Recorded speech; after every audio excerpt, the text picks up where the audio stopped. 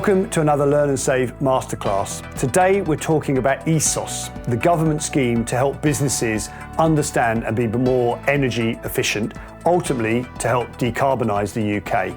So I'm joined by Mike and Lee. Lee is our Head of Sustainability here at Save Money Cut Carbon. Welcome, Lee. And Mike is our lead assessor, but also has been involved in ESOS for a number of years. The reason we shoot the masterclass videos is because something's changed and we see in our business lots of people asking questions and looking for guidance. The legislation has changed recently, so those that have done ESOS before or maybe have left it and are about to do ESOS, can we talk a little bit more about what has changed and what does that mean if I'm running a business within that criteria that means I've got to do this? Well, the legislation changed because there was criticism of the scheme. I mean, it's achieved quite a lot in its 8 years so far. It's obviously raised energy efficiency awareness. It's made people evaluate their consumption and do analysis and do audits and maybe lead to some savings. And during 2022, there was a consultation with industry on how they might modify the scheme, maybe to give it more teeth. And then the legislation dragged its heels, to be honest, and was finally announced in November of 2023. And given that was just weeks before the compliance deadline should have been, they gave us another 6 months this time round to allow us to comply. But of course, if you'd already started on your phase 3 compliance, thinking you'd got till December, but not taking into account the new rules, then maybe you've got to revisit the work that you'd already done.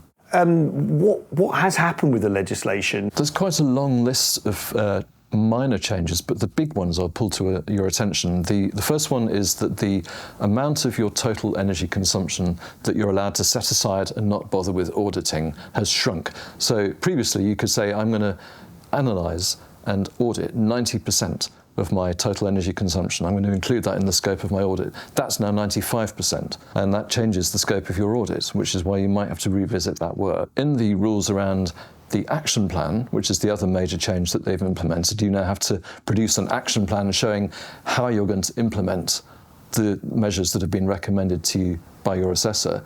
There is a get-out clause that says you can state in your action plan that we do not intend to implement these measures. Okay, and how often do I need to do this? ESOS comes around every 4 years. There is a new measure called the intensity ratio, which if you already have to prepare streamlined energy and carbon reporting, which is an annual process, then you'll be familiar with intensity ratios because they compare your business output or whatever metric to the carbon that you create.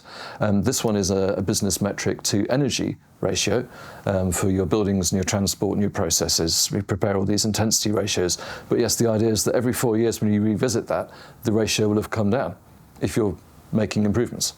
And are you seeing, maybe this is a question for you, Lee, a shift in people actually kind of doing the ESOS, but actually wanting to do projects to actually to demonstrate that reduction effectively? Our ESOS report would highlight some key investor save strategies. So we do see organisations kind of wishing to pick up and drive them. I'd like to say it's because of the drive to decarbonise, but in current climate, I would probably say that most of the decisions is down to the fact that it makes economic sense. So it's good for the business at the top line and the bottom line? Absolutely. Another new requirement this time round is that you're required to, as an assessor, you're required to give more assistance, push more assistance in the direction of the recipient of the report on next steps. So say, well, I've told you could improve your energy performance by doing this, but more detail, please. How much is it going to cost? What am I going to save? How long is it going to take to pay back? But who can I turn to implement this measure for me? So there's less legwork on the part of the organisation to understand what they've got to do. Could we summarise in the last second for our viewers just what is ESOS? Is it appropriate for me? Maybe when the deadline is, and most appropriately, these changes that have come along, what do I need to consider? What do I need to think about? Yeah, I mean, I think snapshots are any organisation that have been due diligent and gone through the process early and don't know whether they have or haven't adopted the new stance that's been implemented by the current change in regulation. I would urge to immediately contact your assessor that has done this activity. Make sure that you're running through the regulation changes and get their guidance on whether the report is going to be compliant. because at the end of the process, the organisation will need to load that onto the platform, etc. There is a potential that could be audited, and if it is not compliant, obviously then, as mentioned, there are potential fines, not just for late admission, but also for not complying with the rules and the regulations. And remind me again the date. When have I got to get this? What have I got to get this done by? You've got till the 5th of June this time round, but normally it will be the 5th of December.